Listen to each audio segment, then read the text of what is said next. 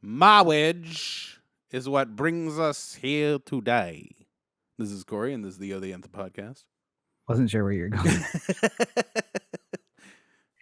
Good afternoon, everybody. And hey, it's actually kind of the afternoon. It's Rob. Welcome to episode 389 of the O The Anthem podcast, coming to you from all over Los Angeles. But of course, Corey is there at the O The Anthem studios, gentrifying LA one neighborhood at a time. Thank you for joining us. Yes, thank you for listening on your podcatcher of choice. The easiest way, anchor.fm/O The Anthem. Yes, and we are here strangely. Strangely for the last, I don't know.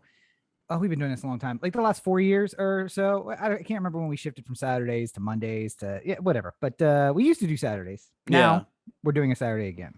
Well, we used to do Saturdays because the involvement of like editing it was so much more intense. Like also because I was a lawyer and I worked a real job. Oh yeah, and I mean like live streaming was not a thing. Like we couldn't get on a call like the do it very much from two different places. We've been doing this a long time, folks. It's a long 389 consecutive weeks is a long goddamn time. But yeah, I remember, having to record a video file on two separate cameras and then sync them up along with the audio. And then Premiere would take about like 2.5 days to edit that file together. And then I remember when cords were on phones and you took the whole phone in the room with you and then you'd sit in the closet with the phone to your ear and you'd talk. Cool story, Grandpa. I remember when Joe Rogan had hair and he made you eat bugs. Yeah, right, Grandpa. Thanks. All right, let's get you back. When it was fun. No, but we're doing the Saturday record for a very special reason. My brother Brendan is getting married this coming week, so I'm heading up to San Francisco tomorrow to begin the festivities, and I'm really looking forward to it. I'm super psyched for Brendan and Kat. And if you had any question about Corey's genetic or racial makeup, that has now been made clear because you're like, wait. Corey's brother is getting married. It's a week-long marriage celebration. Oh, that's white people shit. That's white people shit. Okay, cool. Yeah. So it's not a week long. Let me just nip that in the bud a little bit. Hey, let's hear this. Go ahead. Well, no. So I'm going up tomorrow because the Ravens are playing the Chiefs on Sunday Night Football. So I would love to be able to just watch the game with Brendan, as opposed to watch it here. Like I don't get to watch games with my brother anymore, so that would be a lot of fun. And then I'd much rather just drive 8 hours to watch a football game than watch it with I'm gonna my have to be up there anyway. To watch it anyway. I'm going to have to be up there anyway. And then it's like 2 days of me and Rachel doing San Francisco, and then my family comes in, and then we go down to Carmel and the whole thing. So it's going to be fun. I'm looking forward to it. I didn't have like a Brendan impression ready for this moment. I just thought of that. It used to be a good standby of the podcast for me to do Brendan. So I don't know where to go with this right now, but and I was just thinking like, so he's getting married, you're having a baby. Yeah. At some point we're going to have to stop making fun of the two of you. Like you're grown ass adults. I'm sitting in the dark in my apartment eating beef jerky, which is the first thing other than bananas I've eaten today. So yeah, I know. It's like we're card carrying adults and stuff like that. So I don't know. Fuck all this shit, man. Just burn society down already. Rob's going to become the guy on Hoarders that reminds him of his dad, where like he's like, going back to childhood and all the toys and stuff like that. Well, I was going to say we have Roberto already. That role's already taken. The guy who likes toys, who's gay but doesn't want his family to know about it, or his girlfriend. So I don't know what my role is here. I'd like to think I'm like Dr. Michael Thompson.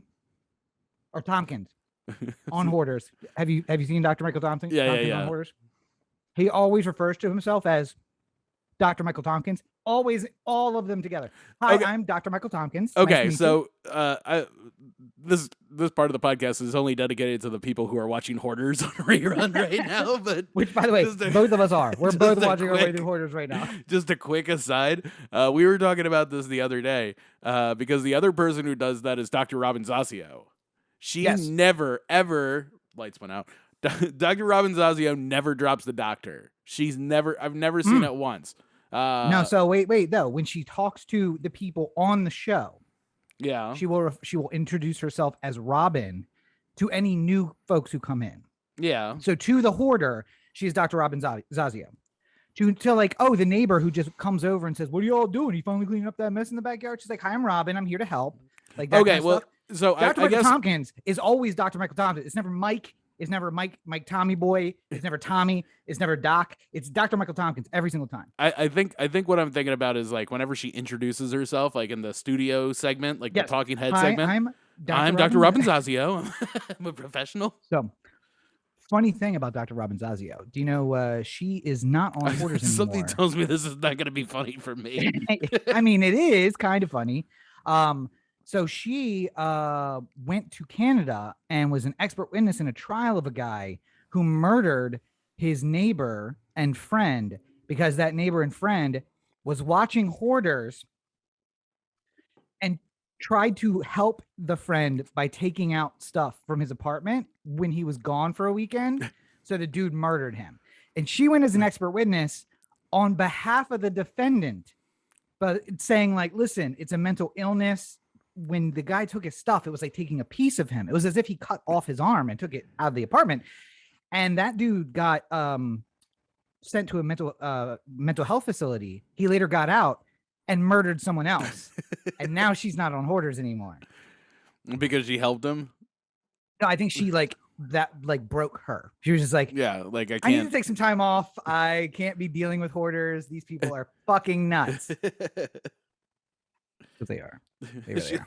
She looks in the mirror. She's like, maybe I'm the problem. Am I hoarding TV shows? I will tell you who really is the problem. Gavin Newsom. No. I think the voters of California disagree with you. Yeah. That's what I have to say. Well, this past week, we haven't gotten the weekend drop of news, so who knows what will be most important thing in the world on Monday, and we're not here to talk about it because I'm in San Francisco. Well, if you're in New York or if you're in Maryland, it's that LA was rocked by an earthquake today or last night. Shook to its core. My mother called and messaged me frantic because she saw in the news that an earthquake rocked LA. Carson got a 3.3, which a 4.3. By the way, well, 4.3? Yeah. So I was going to say bigger than, but I'm sorry, equal to the same earthquake that Maryland got a decade ago. The one we were all just like, is that an earthquake? Yeah. Carson, also not really LA. I mean, the sports team that plays there calls themselves the LA team, but they're not. It's not really LA. Yeah. Also, I slept through it apparently. So what do you mean?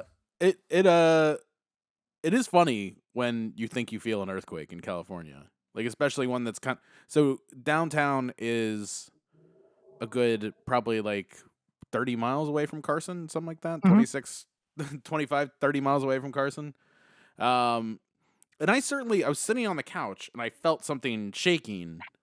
But it's one of those, like, it kind of has a similar feeling to like if a truck rolls by. Well, I was gonna say the pregnant girl next to you was snoring and you're like, okay, that could have been it. But no, it was a pretty mild quake, and there doesn't seem to be any like damage or injuries or anything like that. So all was good. Slow news day, and they want to scare people who have kids who live in LA. I will say this for the LA people who are listening to me: the Shake Alert app, Shake Alert LA, I think is the exact title of it. Yeah, gave me the notification as the shake was happening, because as I was feeling it, I went, "Oh, I should check my phone and see if that was an earthquake." And I grabbed my phone, beep, beep, and the first thing I had was a notification from Shake Alert that said, earthquake in Carson, seek cover or something like that. That was too late, but I also didn't need to seek cover. And then probably like a minute and a half later is when I got the alert from Large Quakes on Twitter. Yeah. Or LA Earthquakes or whatever it is. LA Shakebot. Yeah, LA Shakebot. And then so I'm like, okay, so just in case the big one does happen, my better chance is to find it on a notification from Shake Alert LA than from Twitter. That is what I've learned. Maybe, depending on how far away it is. Because again, I would bet you that they use different sensors, and the LA Shakebot uses USGS sensors, which are in the mountains, the LA mountains. Well, so what they said when they launched this app was that it would take the thought was that it could give you a notification quicker than anything else because it would quickly realize an earthquake is happening and immediately send out the notification. Okay. So I have to imagine that it's sort of like mainlined into some sort of Richter sensing system. Also, probably the thing that you might like get the some idea false being that you alarms, might get but like a 15-30 second heads up of an earthquake, like a really big earthquake. If it was a 9.0 in Carson yesterday, we could have gotten, a couple seconds heads up that it was happening before. Yeah. I could have like hit the deck or something, but I mean, because again, if it happened in Carson, it would have taken a few seconds to reach you. yeah. Carson, it felt it almost immediately, but in downtown, it would have been a little more time. So Yeah. And I mean, like, if it happens in downtown, I have nothing. I can't do anything about that. Well, hopefully you won't have to check your app to see if it's an earthquake. Just look into the chasm in the ground below me and just... Everyone in the apartment is on the floor covering themselves. Corey walks out of the bathroom after, like, guys, I got to tell you, no more burritos. I can't do the burritos anymore. The things that happened in there were tragic. And you didn't know there was an earthquake? Oh, that's what that felt was. the earth shook.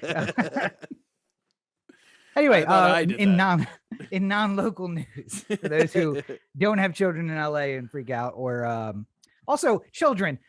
I'm nearly 40 years old, mother. Do you really need to call and check on me to see if I'm okay? Come on. Anyway.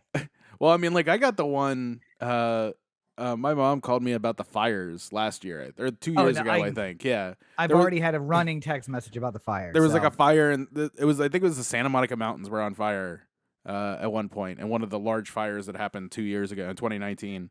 And my mom called, and she's just like, "You are not evacuating for the fires, are you?" I'm like, no. I'm quite some distance away from like. Also, that's like DC. Lots of concrete and blacktop between that fire and getting to my actual apartment. I think I explained it to her as Bowie. I was just like, "There's a fire in Bowie. Are you worried right now?" It's a big fire, but it's very far away. Yeah, it's not. Also, right it's gonna have to jump a river of concrete to get to my actual apartment. It's gonna have to take 695 to get to your place. Yeah. Anyway. Yes. But there is some news this week that we should talk about. Yes. Gavin Newsom avoided the recall effort. The whole thing was wrapped up pretty much within 30 minutes of the end of the vote at 8 o'clock. I don't like. They've been saying that. I don't like that term. He didn't avoid the recall. Because the recall happened. The recall vote happened. He avoided being recalled. I mean, like, I guess it's like, Bill Clinton was impeached, but he wasn't removed from office. Like, and we use the same word for all steps of this process, which is very confusing. Yeah. The impeachment. I saw moose. Outside. Wait. Was it 1 or was it 50? Those are very different emergencies we need to prepare for. But yes, this thing was pretty much over right away, and it seemed like that from the beginning, that it wasn't going to be. For whatever reason, there was like one poll that had it like 51-50, and people freaked the fuck out, and then like every other poll had Newsom winning by like 15, and people are just like, "What's going to happen?" And then, he wins by, right now, what are we at, like 25% split between the two sides? Yeah, he's at 60. I think he's at 63%. Against the recall with 85% reported. So yeah, I mean, it's a pretty thorough blowout. And you know what? Honestly, I don't know. I feel like there's got to be like a diet Trumpism that some Republicans can turn to at a time like this, because Larry Elder was not helping his case. So it got worse the closer he got to the actual recall day. Like somebody like fed him like a softball of like, what happens if Dianne Feinstein dies? Are you gonna promote some Republican? Like, he could have taken that moment to lie and just say, "Oh, well, I mean, like, there's lots of great people in California, and I would give it to the person who was most qualified to do it. I wouldn't just base it on political party, because why would I do that? Why would I make Stephen Miller the senator for California?" Instead, he says, "Stephen Miller, that's who I do." Yeah, instead he's just throwing out names of ridiculous people that California is not going to be happy about. Like, remember before gerrymandering, when Wayne Gilchrist was in District 1 in Maryland? Yes. He had enough Democratic votes in his district that he couldn't go too far to the right. It kept him Yeah. kind of honest. And like there was some things that like regardless of part like you had to be for the environment in District 1 Yes. because of the Bay. And even if you were a Republican who is normally not against or not for the environment, in that one particular scenario, you had to be pro-environment because of the Bay. And whenever a Republican would try and run up until Andy Harris, they would have to be respectful of that idea that they'd have to be a little bit more to the center, a little bit more pro-environment. But that's the field you have to play in that district. And all the Republicans in this California recall, like none of them seem to understand the assignment. Like it would be so much easier to just be like, yeah, I'm a Republican, but you know why I'm a Republican? Because I think there's too much power in the Democratic authority, and I think they need somebody to keep them in check. Like that would have worked really well, I think. If you were a reasonable person, if you were 40 people, you could have gotten in there. I could have probably beat out Angeline. But no, listen, there were no Republicans who ever ran against Gilchrist until Andy Harris because people were just like, I'm not willing to compromise and go that far to the middle. I'm not this guy. Yeah. They ran. I mean, people did run, but they always ran as more traditional Republicans. And the problem was there was just a forward-thinking Republican Party there who said, you will never beat a Democrat in this district. Yeah. This is the Republican who can win. And they were right. And then Andy Harris and gerrymandering kind of happened at the same time. So it put through more Republicans in the district, and the district was able to skew further to the right. But listen, I feel like that Elder campaign was a lot like watching somebody on a skateboard go downhill. The first half of the video, really impressive. And then that Candace Owens interview was the first like wobble that you saw. The speed shakes. Yeah. And then Corey knows this as a former skateboarder, because of course he's going to be a father. And despite his many claims, he does not and cannot skateboard anymore. The wobbles and the shakes once you have one, there's no bringing it back. It's just going to get worse as you go downhill. You got to hope you get to the bottom of the hill before everything falls apart. And I feel like that's you better hope that miraculously there is a patch of grass to save you, or like a big pile of leaves or something. Like, if this election was in November, we got October elders saying stuff like, listen, if I could change it to a white man, I would. I'd absolutely do it. And then just like, what's the context around that quote? I feel like I need to investigate that a little bit more.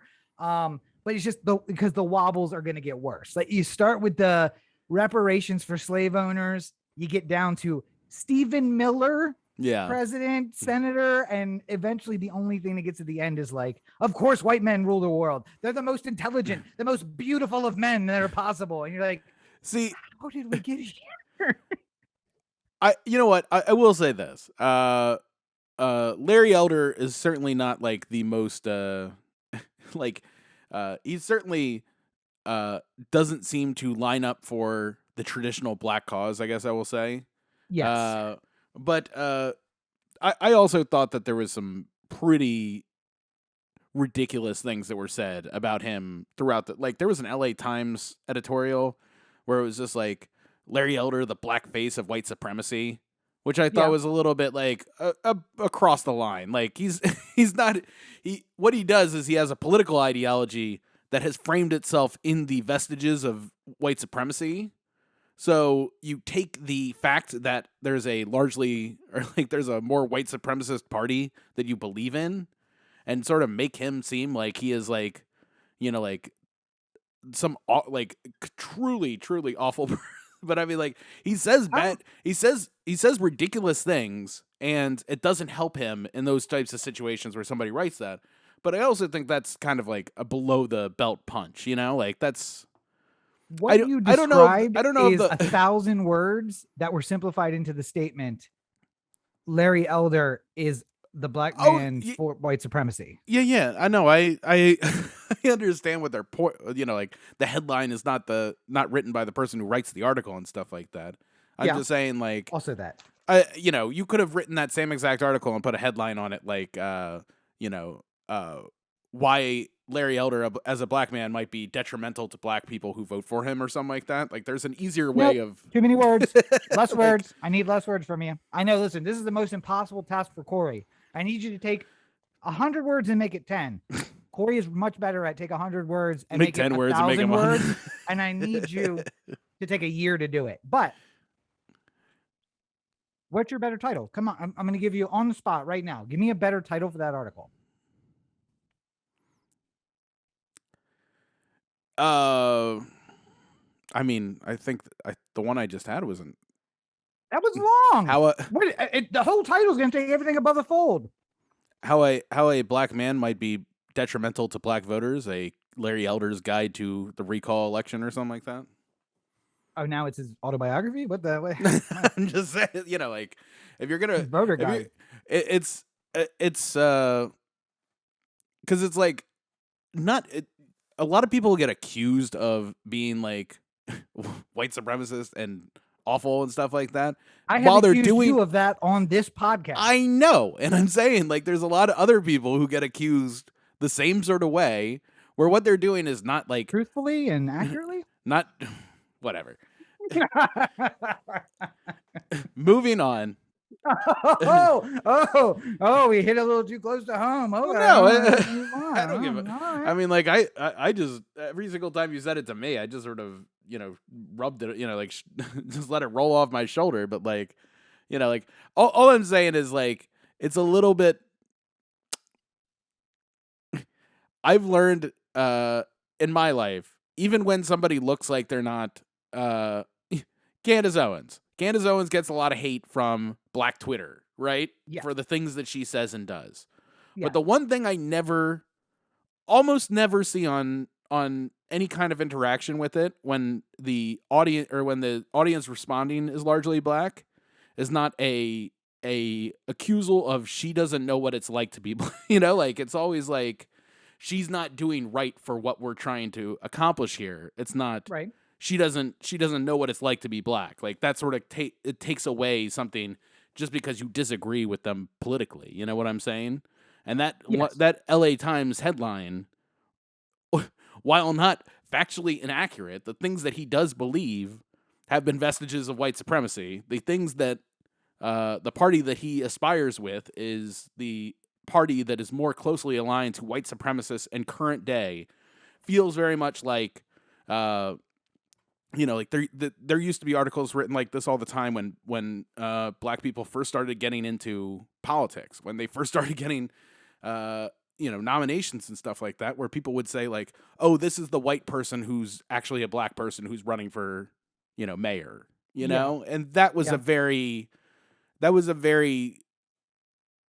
disgusting era of conversation between people in the pursuit of civil rights. And I just think, I'm not going to say Larry Elder is a great person and he got, hosed by this article or anything like that. I still think he's an awful person, an awful candidate, but I also don't think that you need to go that far, Here's the thing. Everyone I don't like is a Nazi. Story by everyone on the internet. Yeah. However, that is too broad a brush to paint with. That does not mean that some of the people I don't like are not Nazis, because some of them are actual full-fledged fascists who are white supremacists. They are Nazis. Oh no, I'm not saying if somebody is marching in like Charlottesville or something like that, and they had a tiki torch and we're doing the Jews won't replace us, then yes, I'm okay with you saying that they're basically a Nazi at that point. But Larry Elder supports that wing of the party. The ones who are marching with torches, in Charlottesville. So, I am all about calling out political theater for what it is. It hurt me so much last week to have to look at my future ex-wife, likely, and say, "I love the dress and I love the message, but this is political theater." Talking about AOC, of course, but I'm not going to let her slide on it when you're at a $35,000 a ticket event in a dress that's super expensive, made by a woman who is doing sustainable design. And that's amazing. But she's also dating an ultra millionaire whose sister was part of a sex cult. I'm going to call that shit out, because just because you're on my team doesn't mean you don't get called out. I call out Corey all the time for being a Nazi. You're on my team. I'm still going to call you out. I'm also going to call out when it's necessary to call people out. And listen, that the title is not deceiving. It is accurate. Is it over the top? Yes, but it's also accurate. So, I mean, it is what it is. The heart of this story is the leading candidate for the Republicans in the state of California was a Trumper who backs all of this white supremacist, this party that is the vestiges of white supremacy. That's the story here. Yeah, I mean, I agree. I think, like, it'd be like if you wrote an article where it was like, like, well, technically speaking, it shows that women have smaller brains than men or something like that. Like that doesn't help anything. That's not relevant. Your article about why Nancy Pelosi shouldn't be third in line to the presidency that should have nothing to do with whether or not there's some like science. Like it's like you're bringing in irresponsible arguments for why somebody who has a thought process can't be accepted for.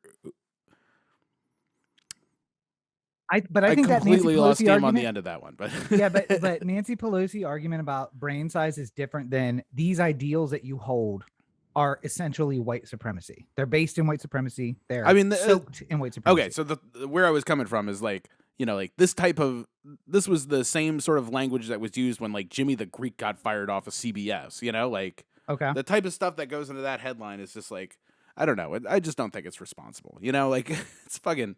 We can disagree all we want with the political ideologies of people, but like, unless fucking you have a picture of, Furman in the O.J. Simpson trial, like if you could show a picture of him in Nazi memorabilia, then you're kind of making your case there. But like, short of that, like you have to be able to like speak about this a little bit higher than sort of the generalized ideology of what makes somebody a white supremacist, like. So here's the thing though, that Candace Owens and Elder, they are examples of people who are financially benefiting. If they had to live in my apartment, if they had to live my life and hold those views, they absolutely would not. Oh no, they espouse these positions because it makes them powerful in a way that they would not be powerful otherwise. So they continue to do so. So who cares? Fuck them. Call them out. Call it what it is, and let them live in what they are, what they do. And I don't disagree with that point at all. I mean, like if me and you were doing a podcast and I started saying Republican shit, and a lot of people started cheering me on in the comment section, like, yeah, keep it going, we love it, then the likelihood of me saying more Republican shit would be higher because I would enjoy the fact that an audience is growing because of it, If all of a sudden every single view or every single video from O The Anthem has 1 million views because I've gone slightly more Republican, like it's hard to find, especially when you talk about Democratic shit and nothing happens. Like, like for someone like Candace Owens, I totally get why they do that.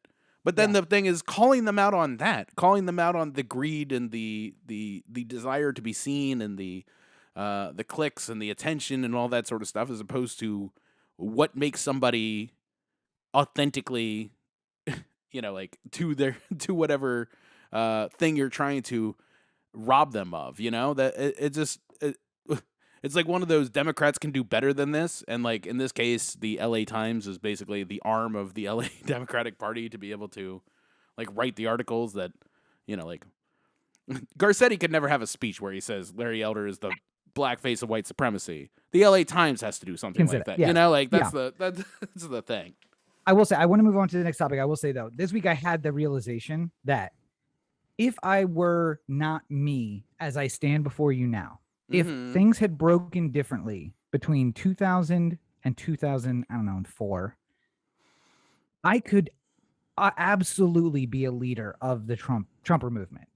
And if I was so disposed that money was the most important thing, this all came about because somebody told me, like, you really are talking about how like money's not that important and you don't really care about it and like you're just living this life, but that's bullshit. That's bullshit. And I was like, no, because the reality is I could go tomorrow and rebrand myself into Tucker Carlson, and I know exactly what to do and exactly what to say in order to be TikTok's Tucker Carlson.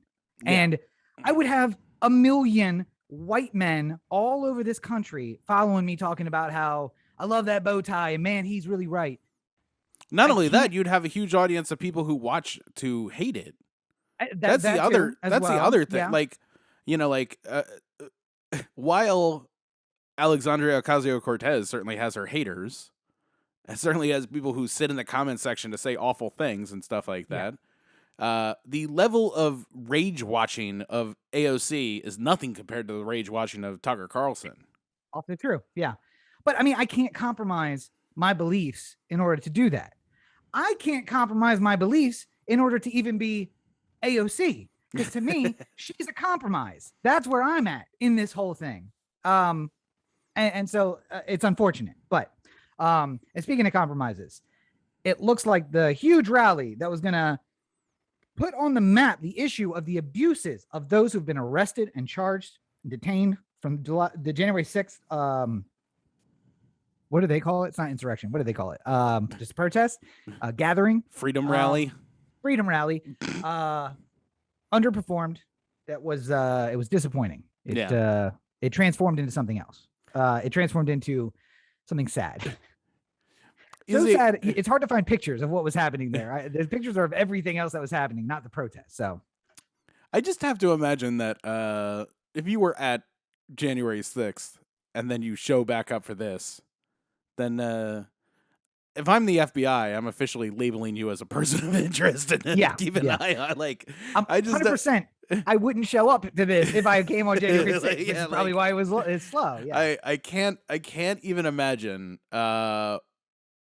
why somebody who just couldn't go to like you'd be pretty dumb to have gone to both. I think is basically the key to that. Like, but about 650 people have been arrested or detained or faced charges. Some of them have met the end of their charges and are now in jail or facing jail time. And less than that amount, not even half that amount, showed up today in the rally in support of those people. Yeah. And to your point, though, there were people who I think that this crowd is your people. These are like what you might consider more traditional Republicans, because there are reports of people going through the crowd and like some guy was waving a big 3%er flag and he was confronted by several people who said, do you know what that is? Are you a 3%er? Are you supporting this mentality? And eventually he admitted he didn't. It was just he liked the flag. He thought it was cool when he saw it at the rally on January 6th. So he brought his when he came. Yeah. And they made him take it down. Like, this was a much more centrist, federalist, Republican rally. The sad thing is, 60,000 people showed up on January 6th and 300 people showed up to the Federalist Republican rally. So see, that is about basically the party right now. I still hold true with what I said in our podcast immediately after January 6th, which is I feel like if you breached the what could I not do, take it back pre COVID and stuff like that. What could I do on a random Tuesday in 2018 at the Capitol which would not get me arrested? Just a normal old day, right? Yeah. If I'm climbing the walls outside of the Capitol, do you imagine I'm going to get arrested? I would imagine so. Yeah. Maybe not arrested, but definitely like accosted. But I mean, like, if I'm from the premises, if I'm literally scaling the walls outside, like they're gonna meet you at the top and then take you off the property. But they'd probably just be like, this dude's looking for an Instagram thing, and just like boot you out. If I take a flagpole and break the windows of the Capitol, am I getting arrested? You're going to jail. Yeah, okay. You're going to jail. If I go take inside, a piss in Nancy Pelosi's office. Yeah, if I go inside, I threaten security and police. I get into confrontations with people, or if I just walk into the Capitol with a gun, just if I happen to have a gun on me and I walk into the Capitol on a random Tuesday in 2018, I'd be arrested for that. There's no way you don't walk into the Capitol with a gun like that. If I go onto the dais of the floor and start shouting conspiracy theory, like I'm getting arrested. These are all things like nobody would But- be surprised. You know, if I called you up as a legal representation of my as my legal representation, and I said, "Hey, I was at the Capitol. I scaled the wall. I broke a window. I threatened a guard, and then I started shouting a bunch of ridiculous shit on the floor." You would be like, okay, so you're going to jail. "Yeah, you're going to jail. There's nothing I can do about that. The best Let's chance try is to to minimize. plead down." Yeah, let's see what we can do to minimize that. But here's what's not illegal, just so people keep it in mind. You can build gallows on the mall and call people traitors. That part, totally fine. Calling Mike Pence a traitor was not the right focus of that. Also, guillotine would be fine on the National Mall. There's an art exhibit for a while that was like a very large guillotine out on the National Mall. Apparently, I'm sorry I missed that. Wouldn't the problem, you could build the gallows, but then the problem with the chanting of "hang Mike Pence," isn't that putting direct action to? Right, you can't say hang Mike Pence, but you could say Mike Pence is a traitor, because Right. now I, the viewer, am saying you're calling him a traitor from the gallows. What This you is mean putting two things together for me. we like- should kill him. I get that, but you are not actually saying let's kill him. You're Yeah. saying he's a traitor, Right. and I just happen to be standing on gallows, which is what we do with traitors. So But I mean, like, you know, like it's a I very soft distinction, but I- it's important for people, you know, like me, who say very controversial things. I literally don't have like any compassion in my heart for any of the people who got arrested or go to jail or any of that. Because like, Welcome. what? Yeah, you're just not allowed to do. Like, what do you? It's just like I rammed my car into the mayor's home. It's just like, yeah, you're going to jail for that. I don't know. It's like there's no free speech argument for a Here's the crime. thing. Like, I'm realizing you and I are angry at them for different reasons. They had the building and then they just walked the fuck out. They had the building yeah, and they walked out and just left it. Do you know the years I wrote a book where there is armed men streaming down the National Mall to take that building, and you were in it and you just left. I mean, really, that was to me, that was the part, like, if you're going to make an argument for, like, there was really stupid Republican arguments about, like, they're fucking tourists and stuff like that. Yeah. That doesn't work. But I'm saying, like, the small little shred of the possibility that you might be able to make that argument is the idea that they went and they left. You know? Yeah. Like, if this was a real occupation or they were really trying to be insurrectionists, then they would just hold the building and just make it like a new Waco where they're stashed there for 45 days or something, you know, like. Now, I would fully have gone to jail because I instantly would have claimed that I was being held now after I left as a prisoner of war, because Mhm. I lived my life in opposition of the U.S. government. How do you know? I took the Capitol. I was in the Capitol. I took the Capitol. Geneva Convention applies. Please, there is no trial. We're not allowed to have a trial. You must hold me until the war ends, or you can release me. That's up to you. But we cannot have a trial, and there can be no punishment. Thank you, Geneva Convention. Yes. Actually, let's just put that out there now. I am at war with the U.S. government. So hold on. Let me make a joke instead, apply so to people me. don't hear that. I think it would be really funny. I would like to see the judge's reaction to you making that argument, because I Yeah. imagine there would be something like, "Wow, you know what? That makes a whole lot of sense. Unfortunately, guilty." like. You know- 100%. That would be the exact Like- reaction. You know what? by the way, You floated a very interesting legal theory, one that I'm going to consider for now and guilty. Like, honestly, most judges would just be like, you know what? That's going to make a real interesting argument on appeal. Guilty. But similar argument I made to Rev Club, who, by the way, I don't know if I even told you this, Corey, has hit me up several times about like coming out and like being a part of their thing. And I was just like, listen, I love the idea of what you're doing. I'm on the watch list for like 13 federal agencies. If you want this kind of VIP coming out to your rallies, I'm gonna have to see a little action, a little less signage, a little more action. You know what I mean? So, I don't think I want to know anything about this. What I do want to know more about is this whole Murdaugh family saga in South Carolina.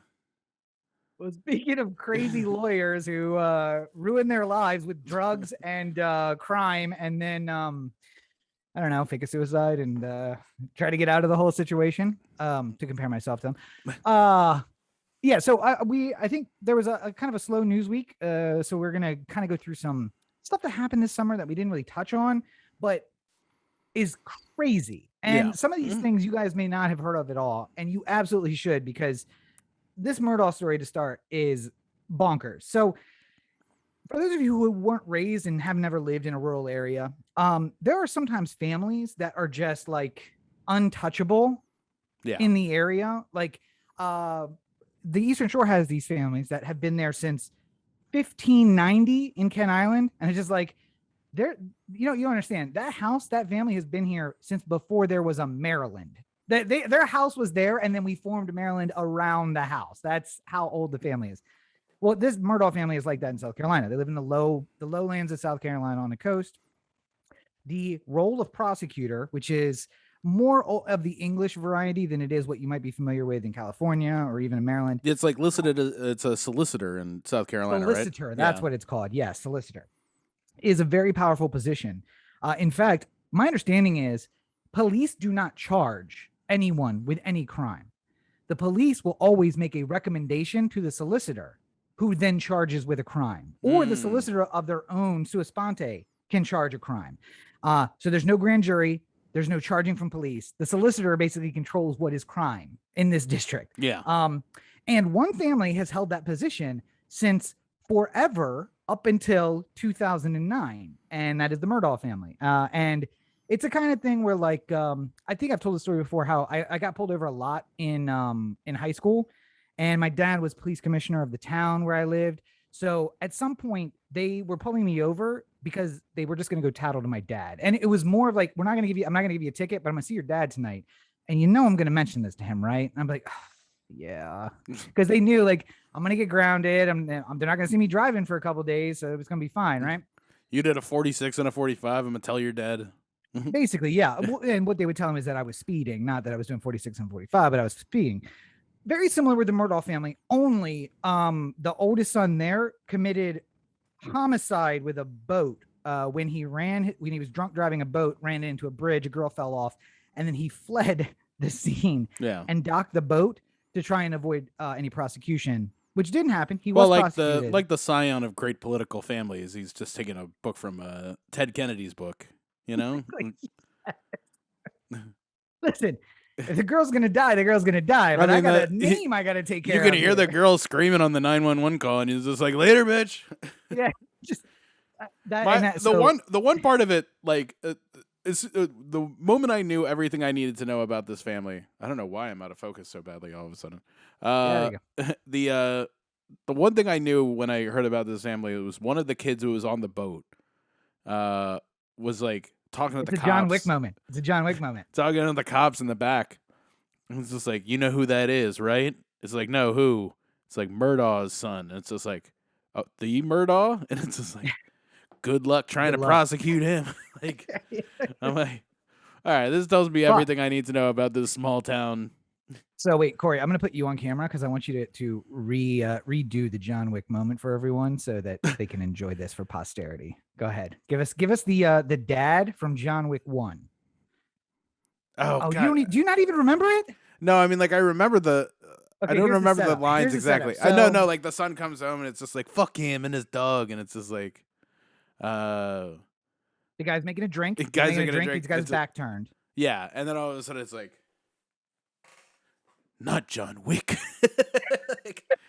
Or no, but the line in the movie was like he's the guy who sent after the boogeyman or something. Like, what is he, the boogeyman? So he turns around and says, not John Wick. And then the kid's like, that's it. Yeah, John Wick. Like, John Wick.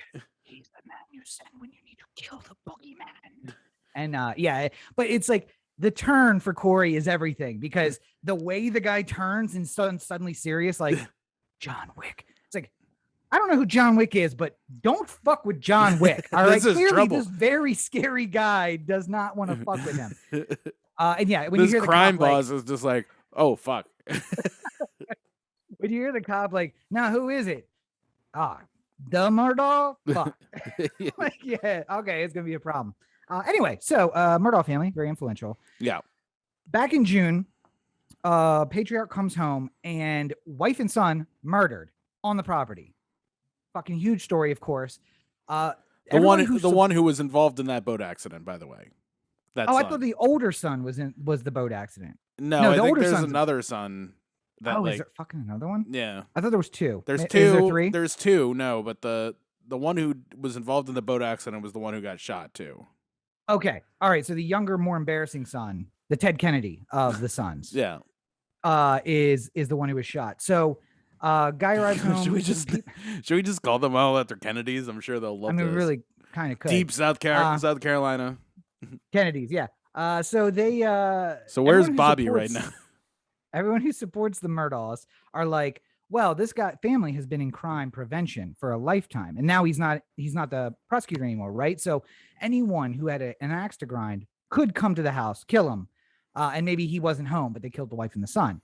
Anyone who doesn't like the Murdaughs is like, maybe he killed his wife and his kid, the embarrassing kid. Yeah. Maybe he did that. And so it was a bit of controversy. Sorry, do you have something? Go ahead. Yeah, can I sidebar for a second? Because speaking of things that happened this summer that we didn't catch on, I don't think we ever discussed Sirhan being released or being allowed to go out on parole. Did we? No, speaking of Kennedy's, yeah, I think I mentioned it the week that it happened. I did mention that he got out, but it just seemed like did it seem like everyone just sort of was like, he spent his time like.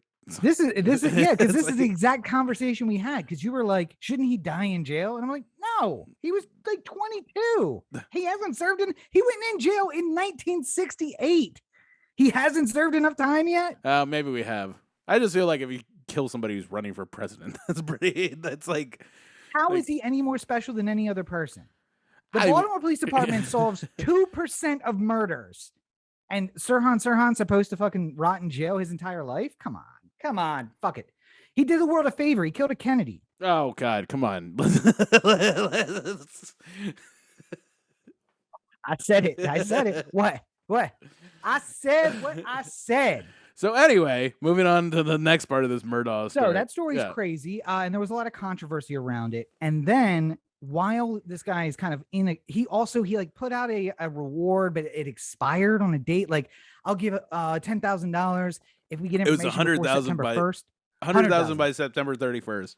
Yeah, and it's just like, wait, why the date end though? Like, what's that deal about?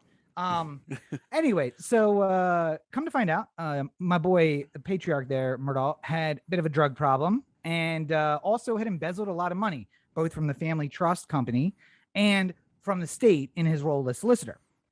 So that comes out and everyone's like, oh, this is going to be a huge fucking deal. Then dude is patriarch changing a tire on the side of the road, and a guy drives up and shoots him in the head. Yes. Which was the lead story. Like, this guy who's involved in all this stuff got shot in the head on the side of the road. And now 2 days later, he's leaving the hospital. And I was just like, wait, what? Wait, he got shot in the head on the side of the road. Now he's leaving the hospital. Turns out the bullet grazed his skull at such an angle that it went under the scalp, bounced off the skull, and then re-exited the scalp. And it was like, of all the fucking luck in the world, how lucky is this dude? He misses the first murderer. It's only to get caught. It's almost a magic bullet. Almost a magic bullet. And so he tells the cops, tying this whole thing in. He tells the cops, I was changing the tire. This truck drove by, turned around the parking lot, came back. Guy asked me one question. I turned back to the tire. Bam, gunshot. Then police find the guy because there's cameras everywhere because it's 2021. And I guess Murdaugh's like thinks it's 1850 because, you know, South Carolina. I mean, it's South Carolina. So yeah. And they find the guy and they bring him into custody. And then the worm turns because Mr. Murdaugh shows up to the police department and gives a full confession about the murder for hire scheme, him hiring this guy to shoot him so that his son can have the life insurance money, which is like 10 or 15 million bucks, because the house itself is in a trust. So the house will go to the son. The money from his life insurance will go to the son. Everything else the guy has, though, is likely to be taken as, I almost said reparations. No, restitution for the state and his theft from the company, right? Yeah. So, but if he's still alive, and I was explaining this to Corey, this is kind of a complicated thing of it. If it's a whole life policy, it has a value today, which will grow over time. But that value basically like escalates instantly at the moment of your death. But if it has a value today and somebody sues you, they can force you to sell it today and then basically because take it's that like money. an asset. It's an asset, just like anything else. So he basically was looking for a way for the good son, the older son, the one who didn't kill a girl on a boat, apparently, and didn't want to be a movie director and move to LA, apparently, like the other embarrassing sons people know. Mm-hmm. The ones who don't want to be lawyers and move to LA, by the way, I don't know who that is. Brooks, Anyway, do you mind not snoring so loudly? We can hear you. Sorry, I was talking to my dog. Go ahead. Anyway, all in, turns out that the murderer was like a steel trap, didn't say fuck all, and then the guy came in and tattled on himself because he was worried that the murderer was going to tell the story. And it's just like, what the fuck is going on with this story? Christ. What's so fascinating to me is we're going to talk about the Gabi Patino and her fiance and stuff like that in a second. The fiance in that case is getting some good legal representation, as much as people are going to hate on him for all the good legal representation that he's getting. He's getting decent legal representation as of this moment. I don't know what the hell's going to happen tomorrow, so please. I mean, to be fair, I would say if he told the guy to run, then that's bad legal representation. That's bad. That part's bad. Like, yes. Don't talk to the cops. Good. Run. That's bad. Don't do that. I always find it so funny though when lawyers or prosecutors or people who are like heavily involved in legal the law as their life make like the worst legal choices when it comes time to to go into like him going in and confessing was like just an awful move for him. Never understand it. And I the only thing I can think is the old adage, a man who represents himself has a fool for a client, because you think not me, because this is true for me. You think you're smarter than everyone in that room. And I will guarantee that they oversimplified it by saying he came in and confessed. What happened is he came in thinking, I am way smarter than these guys. Yeah. I can walk the primrose path and make this okay and figure out what they know and then act accordingly. And then says something he shouldn't know. And then he's like trying to fix it. And next thing you know, he's sitting there with a cup of coffee. So I can like, okay, so I met the guy on Craigslist, and well, the other part is I find that a lot of these people think that they can give a not a sob story, but give a story that will work for them, even though they have firsthand knowledge that it never works in any other circumstance. Yes, that's also true. Fucking when he was the solicitor, like I'm absolutely positive at some point some case came across his desk where somebody fucked up bad. They were drunk and they crashed their car and it hit somebody else's car and they were sleeping in the back seat and they died, right?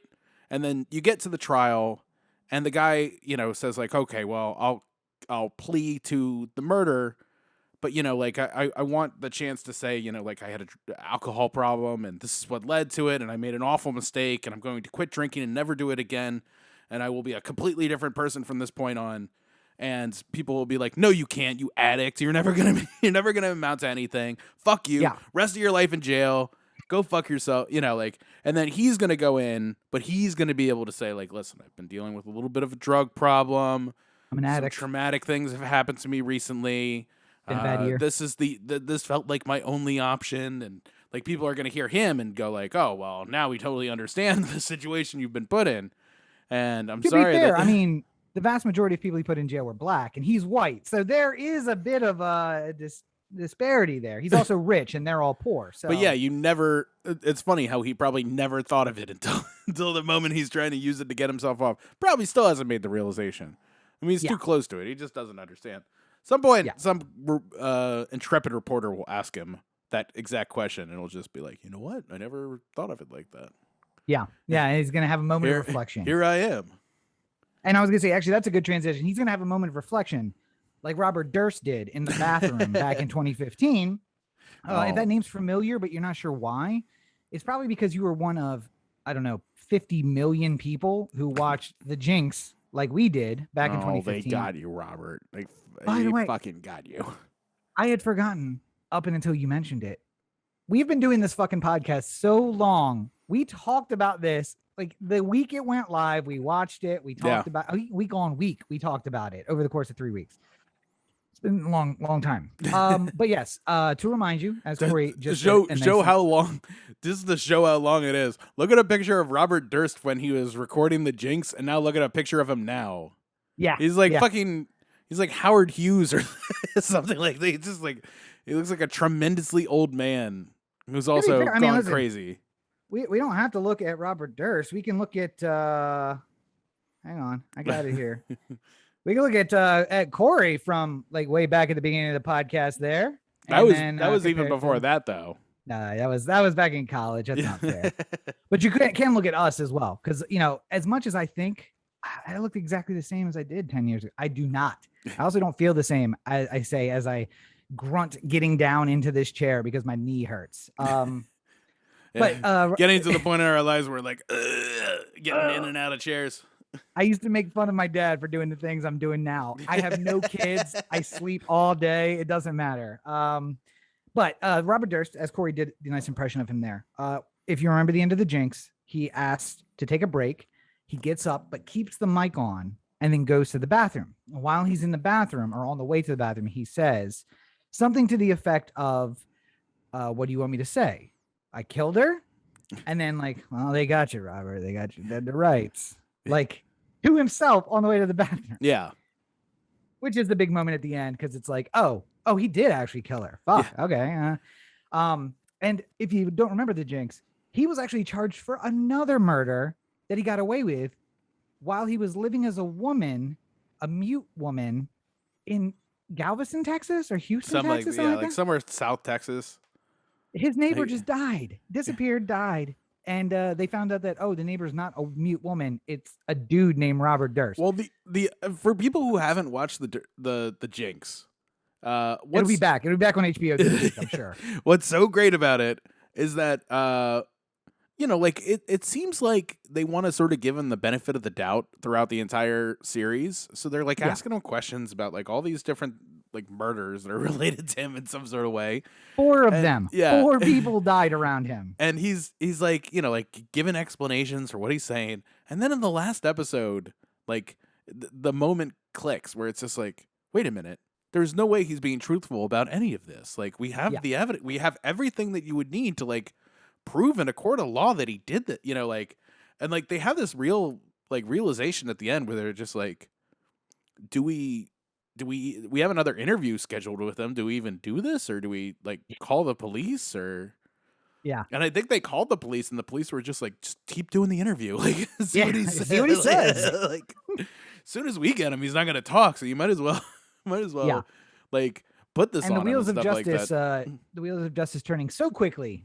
7-8 years later, here we are. He finally got a guilty finding in court this week, which is why we're talking about it. I can't do the trial anymore. There's COVID in the air. Which, by the way, so we had to postpone for COVID. Trial started pre-COVID, then stopped for a while, and then continued in a courtroom where the defendant and his attorney and the prosecutors were all sitting in the jury box, and the jury was sitting spread out across the gallery just to keep like distancing. God, that's got to be weird. Yeah, super weird. Like you're so used to where you go. There was like I can't remember. There was like a sports thing, like where like the Brewers had to play the Chicago the Cubs in a game, but because of some sort of problem, they had to move the game to Milwaukee, but Chicago was going to be the home team or something. Right. Yeah. And it's just like, because of MLB rules, they have to have the home dressing room. So like the Brewers are in like the visiting dressing room for like 3 days. And it's just like, this is so fucking weird, right? Like, why are we here? I mean, it's got to be like you're Nick Markakis, right? You spent 9 years in Baltimore. You come back as a Brave, and it's end of the game, end of the long series. You strike out in the 7th, and you just turn to walk back into the dugout, and they're like, Nick, over here. There's one over here. Long dugout. It's like I've been in this stadium a long time. I've struck out a lot of times here. I know what dugout to go to. All right, it's fine. But yeah, I'm sure it was super weird. But justice may not be fast. It's very slow, clearly. But it did work. Convicted of first-degree murder. Now he is facing life without parole, which is going to be about 4.5 months based on how he looked in the courtroom. Couldn't even come in the courtroom for the reading of the verdict because he'd been exposed to somebody in the prison who had COVID. So he had to be isolated and watch on a video camera via video. So rough. There was like 300 witnesses, 80 experts who talked. Some of the guys who were on the Jinx actually came into the courtroom as part of the trial. So craziness. But the Jinx, I would imagine, is still available on HBO. I imagine. I think everything's still there. So yeah, 78 years old, by the way. Good God Almighty. Yeah. But like at this point, like you lived a life. Like they're not gonna be able to take away all the great things. Like that's the to me the real problem with whenever like somebody wealthy and like well connected and had a great life like finally goes to jail. Like I feel like this is gonna be what happens with Trump. Like Trump is gonna get charged on some bullshit, and then they're going to like sort of like slowly work its way through court for the next 10 years or some nonsense. And then finally at age 89, Trump will be sentenced for 15 years for whatever he did. And then he'll die in prison 2 days later. Yeah. And it's just like, well, he didn't experience any of jail. He spent 2 days in jail effectively. And the rest of his life was flying around on helicopters and millions of dollars and beautiful women and all this sort of, and being president. And at no point anywhere along the way did he feel like an outcast or like he did something wrong, up until the 2 days he had to spend in jail, before he croaks. Do you know the story of George Eastman? Do you know who George Eastman is? Of Eastman Kodak? Of Eastman Kodak, yeah. So do you know the story of George Eastman? No. So George Eastman seemed to be wealthy and powerful and have everything, and then suddenly committed suicide at 77. So he basically he had like diabetes, right? Had diabetes, yeah. Met with a doctor who told him they were going to have to take half of his foot. And they said, if we're lucky, we'll take half your foot. If we're not lucky, it will be the whole foot. And basically told him that the next 20 years of his life, progressively, they would take more and more of his legs because his circulation was so bad that I think half of his foot was dead already. That's why they were going to have to take half of it off. And so he was like, okay, give me the night to think about it, and then we could schedule the surgery. And the doctors left, and he committed suicide. And basically, he was just like, I'm 77. I've done everything a man could do. I've lived a whole life. I'm not going to sit here and waste away for the next 10 years. And in a way, that's where Robert Durst is right now. He's going to go to jail. He's going to do maybe a couple of months in jail before he dies, but he's lived a full life. How is this really a punishment for anything that he did? I guess Eastman wasn't really a punishment either, but what I mean, I get that he has the crown of being convicted on this. Like he has the title of convicted murderer. Like you can say that. He was guilty though after I saw the movie or the documentary. After that, I was just like, oh, he fucking did it. Okay. Yeah, but I mean, since then it's been just 6 years of him just like chilling out, like waiting for this day. Like, I just don't, I'm sure he's not been out on like parole or on bail or anything, right? So he's probably been spending time in jail this whole time, hypothetically. But like, so if I remember the story, again, I haven't followed it really closely, but I think he was out on bail for a while, but then violated some term of the bail, and they put him in custody. But usually when you're in jail, like it's pending the outcome of the trial, it's not like you're in like county jail, right? Like holding, as opposed to like the maximum security prison. Yeah. And he's old and sick, so he was in like the special hospital jail, which is just basically like a terrible spa. Yeah, that you can't leave. So, but I mean, also talking about running away from your problems. Final story for this week. Crazy shit that I can't believe is real, but will also, as Corey pointed out in our pre-show call, will be a movie at some point. The Jinx was already a movie. The Murdaugh story will be a movie at some point. Yeah. This also likely to be a movie, probably sooner rather than later. I don't want to mispronounce her name. Her name is Gabi Petito. Gabi Petito. And Brandon or Brian Laundrie. Brian Laundrie. There's no N? Laundry? No, it's Laundrie. So there's no Laundrie. N. Brian Laundrie. So if you know the name Gabi Petito, you probably are on TikTok and you are a You're a true wannabe crime traveler. Well, no, I crime guess TikToking? the true crime thing is now. Previous to that, it was people who were down for like van life. And if you were young and want to get out of society and live van life, because she was a aspiring van lifer who had just embraced van life, and they were out on their first trip, her and her boyfriend Brian, and made several stops. She had a couple 100,000 Instagram followers and followers on YouTube or subscribers on YouTube, and all of a sudden stopped posting. And then her family got 2 texts from her that may or may not have been her, based on didn't really sound like her, could have been weird. And then a couple days later, boyfriend shows up back home with the van alone. And nobody asked any questions, which also very weird. Very weird that nobody at the house was like, hey, where's Gabby? Apparently they did. But so a few days later, her parents report both of them missing because they haven't heard from anybody. His parents then say, oh, no, we know where he is, but we should report her missing because she didn't come back with him. And they basically have a partial history of this trip because she posted a lot on social media, and also they ran into cops several times for domestic situations that arose. And I was like, oh, domestic situations arose. Well, clearly he's guilty.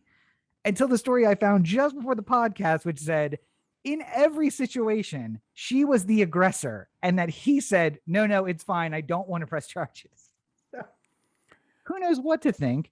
And a little wrinkle that may be nothing, but maybe something, is the last place that they are known to have stayed, 2 other women were murdered there. Keep talking. At the time that they were there. Yeah, sorry. But 2 other women were murdered there at the time that they were there. Here. Oh no, he's back. Right. Okay. So it's all unbelievable. And now today, in fact, a story came out about someone who also is on TikTok and who didn't know anything about the rest of this story, saying, oh, this dude, I saw a picture of this guy. We gave him a ride hundreds of miles away from where he was supposed to have been at the time. Now, Corey said he's following good legal advice.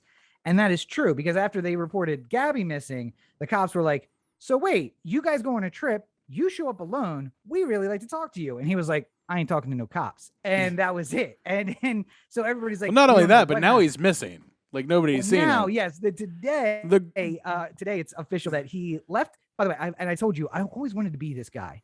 Packed a backpack, said, I'll be back, walked into the woods. I'm going to go hasn't been seen since Tuesday. I'm going to go get a pack of cigarettes real quick and just disappears.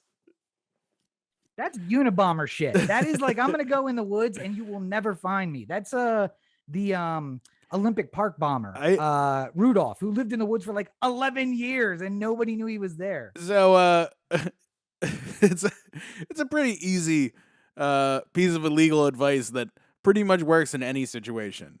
If you're watching like some true crime thing, I especially had this watching what was the really popular one? God damn it. In Wisconsin, Manitowoc. Making a Murderer? Making a Murderer. Yes. That you kept screaming at the boy, Brandon. Yeah. Sage legal advice that works almost all the time. Shut the fuck up.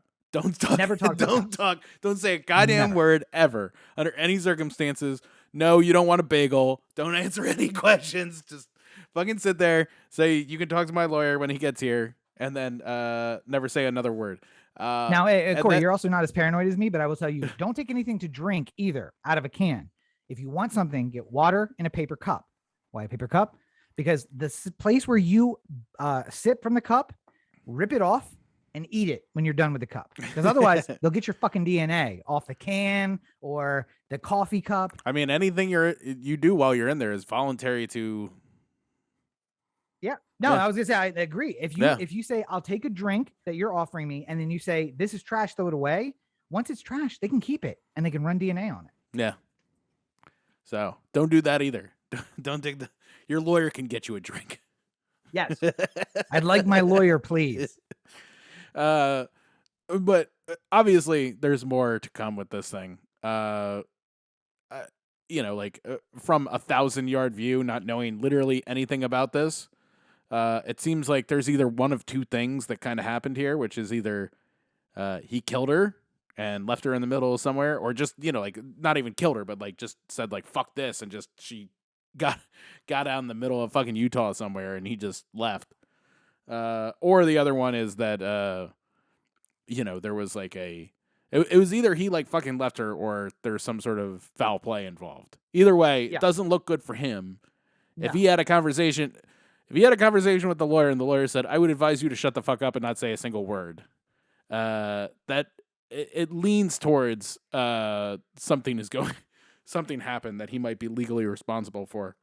I will say, but there is a good chance I could have been this dude at some point in my life, because the number of times a crazy woman has ordered me to pull over to the side of the road where she got out, and I thought to myself, I should just drive the fuck away and leave this broad on the side of the road. Something in the back of my head said, don't do that. Don't do that.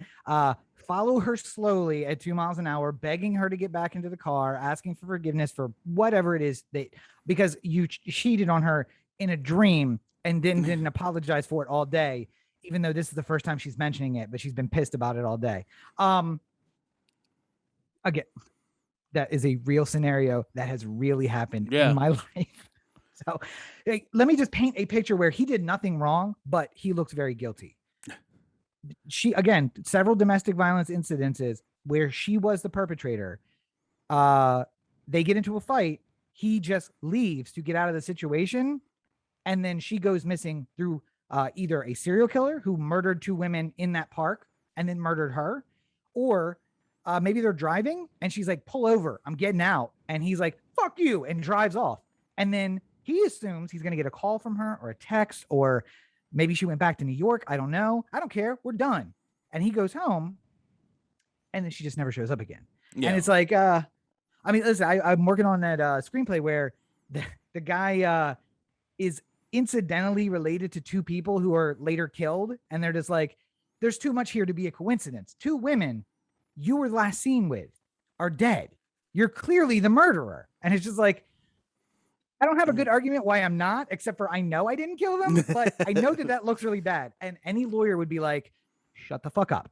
Don't say anything. There's nothing you can say here. Nothing good comes from talking. That's the thing. So they're going to find a dude with 90 pieces of jewelry in his trunk in 3 or 4 months, including the necklace that you gave her on your anniversary. Yeah. That is when we can talk about what happened. Not until then, not until they find the guy who actually did it. Or when she walks out of the wilderness, like, why is everybody stressed? I threw my phone in the lake and he left me on the side of the road. And then I just went hiking for 2 months. Now, I mean, like the one thing I would say is that the one caveat to this is if you know that she is in peril, and like she could potentially be saved and you're not saying anything, then you're really putting yourself in kind of a spurious condition legally. Unless you buried her with like a straw for air, then probably better not to mention that, because at some point it's just going to be better if she dies. Or if last you saw her, she was hanging from a cliff, like above the Grand Canyon, and you drove away. Like there's kind of a Schrodinger's fiance thing going on here. As far as I know, she's still alive, hanging on there, I guess. But I mean, like, if they find out that you knew that she was hanging and you drove away and you did nothing, then you're legally kind of responsible for what happened there. What if, though, she's yelling at you, get the fuck away from me, I don't need your help. I don't need you. I can hang here for weeks. Are you responsible if she dies after she tells you to leave? And she's like, no, don't just stand there. Get in your car and drive away, as she's hanging off the side of the cliff. He gets out of the car, slams the door, walks up to her. He's like, I need you to sign a legal affidavit to that boy. Start recording on your camera. If this gets to court, I don't want to be held responsible. You will. Fuck you. You will. I found a video on my phone, deep in the photos, of me and an ex, where I was like, you are going to yell at me in the morning, so I'm going to record this because I want you to see what it's like. No, to just be like, I'm going to leave you on the couch because you want to sleep on the couch. Now, usually we fight for a week after you wake up on the couch, and I tell you, you yelled at me and told me to leave you on the couch. I'm recording this so that tomorrow you can see it. Fuck you. I want to sleep on the couch. I'm going to sleep on the couch. So tomorrow you're not going to be mad. Now I'm not going to be mad. Okay. And I remember the next day her saying, that is not me. That is not me in our apartment on our couch, drunk, arguing with me about leaving her on the couch. So It doesn't sound like me. It doesn't look like me. I doubt it's me. And listen, they're gonna find her. She's gonna walk out of the woods. He's gonna have that affidavit, and she's gonna be like, "I never signed that. I didn't. Left me hanging off a cliff." Yeah. I mean, he does would. that sound like something you should just leave somebody to be doing? And I should. I mean, something bad may have happened to her. We shouldn't laugh, but no, just, I don't know. I see all the crazy women I've ever dated in this scenario. I feel like obviously I hope that she's found and she's alive and she's healthy and all these things. It's not looking good, which is the like once we're basically 2 weeks out now, right? So like it's like 10 days since the disappearance and another like half a week since then. Yeah, and I most of the stuff you read in like especially like major news is it's a disappearance, people are looking, and I get that. But I also know that people who are in these kind of places are, if she said she found a very nice couple and they said, "Oh, we're going to go out into Grand Teton," which is like 500,000 square miles of wilderness, and just be like, "We're just going to go off grid for 4 weeks. You're welcome to come with us." Like they're super nice people. Like, vanners and campers are the nicest people in the world. And if you were just like, "I need to get away from the world and my ex and all of his bullshit," they would be like, "Oh, we're going to go out in the wilderness for 4 weeks. You're welcome to come." Okay. There's going to be no cell service, no TV, no nothing. It's just us in the wilderness. That's fine. That's what I need. For a week from now, she could come out with some people and just be like, "Oh my God, guys, I am so sorry. I didn't know that everyone was looking for me. Yeah. My fault." And you just never would know. Well, I mean, the higher likelihood is not that, but right. And I mean, like, at the very least, she put out some sort of like call to her parents or something like that, saying like, "Hey, I'm going to be out of contact for a while." Yes. Which is one would of the work into that possible ideal, but like, well, what was the thing? Like, usually missing people who've been missing for more than 48 hours are usually not found alive. Like, if you can't get a lead on a disappearance within 48 hours, they're usually not found alive. Yeah. Yeah. So, I mean, like, we're just talking statistics here, basically. Like, it's just, I don't know. But I hope 60% of disappearances do end successfully, because of all of the things that are reported as disappearances, the vast majority of them are people who just don't want to be found. They want to just get away from whatever they're doing. I mean, there was that guy who was at a football game and then just walked away from his family, and they found him like 4 months later in Las Vegas, like just living. And he was just like, "Shit, you found me. All right, I'll go back to Houston." And it's like, "What? We thought you were dead." And he's like, "Nah, I just got sick of all their shit and just walked away." Like, never touched the bank account, never touched anything. Left at halftime of a football game, and never looked back. Broke the cell phone in half, just kept driving. Just kept going. And again, Brian, who, and I do agree with the family in a way. I'm sure he's getting good legal advice. Hopefully the running part wasn't legal advice, but the family in New York, her family is saying, keep in mind, she is missing. He is hiding. That's absolutely true. My boy is just like, I'm out, and he's hiding somewhere. So he's not missing. But I can't say I wouldn't do the same thing. Because listen, every televised disappearance we've seen in the last decade has told you, you're going to get hounded to death. Yeah. CNN is in his parents' front yard right now, recording the back of the blinds, hoping to see something. That's it. Hoping to see him texting somebody going like, "Man, I can't wait. I can't believe I got away with this." Yes. So that they can ask him about what he was. I mean, it was a fantasy football trade. Like, you jackals. CNN has the spoof box that they borrowed from the Baltimore Police Department up outside, just intercepting everybody's calls and texts. Yeah, the Stingray. There you go. Yeah. Just intercepting everything, hoping for something. Well, we'll find out more and we'll talk more about it. But this is a very weird story. That, I hope obviously that everyone turns out okay, but we'll see what happens from here. Talking about things being okay and seeing what happens from here. Mm-hmm. OTheanthem.com, Corey to theanthem.com, with the Anthem on Facebook, Twitter, Instagram, and the listener line 443-219-7595. What's that number again? 443-219-7595. You can find more on me at my website, CoreyBakerFilmmaker.com, Facebook.com/CoreyBakerFilm, and at Legends to Be 5 on Twitter, Instagram, and TikTok. And so about ready to go to San Francisco, and I'll see you guys next week. Bye. Yeah, so it's a new video while people wait, or any? I'm thinking about it. You gonna shoot some content while you're up in New York or up in San Francisco? Yeah. Got some new content coming. Got working on the new content for you guys. Yeah. All right. Anyway, you can find more with me. Yeah. I was also gonna say apologies. I'm in a dark apartment with one light, which is the ring light that's illuminating me now, and there is a gnat in here. And this gnat really wants to be on the podcast. It is in my face and flying around this light. Oh, it's driving me nuts.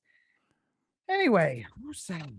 You can find more of me at Robert and Cheek on all social media, robertandcheek.com. You can find links to all the stuff I'm working on. And of course, I stream irregularly, but I'm going to try and stream more. More regularly than me. Also that, yes. On Twitch, Robert and Cheek on Twitch. And you can play Call of Duty with me if you would like. It's Ankou, ANKOU, is Kerr, KER, is YS on Activision. Send me a friend request. Wow, that's oddly specific. So yeah, so you have to give your actual like full name for people to find you. There's actually 7 digits that go after that, which is the best way to find somebody. It's the full name plus the 7 digits, and I'm like, Activision did not think about this when they set up the system. So it's real hard to find people, but that is the Dark Man, who is the guide that takes you to death, which I thought was fitting for Call of Duty because I'm the Dark Man who brings you to death. Not John Wick. He's the one you send to kill the boogeyman. Well, I think we've done good here today. We've done something. I don't know if it's good. But as always, you're listening to the O The Anthem podcast, part of the O The Anthem digital network. For Corey, this is Rob. Have a great week, everybody. An extra long week. Although, I mean, you're listening to this on the normal day. Unless you're watching us live, then not so much. But yeah. See what happens next week. Yes. Yeah. I just realized I never found out about Vegas, so maybe we'll see. Have a good week, everybody. Chance have this podcast is happening in Nevada.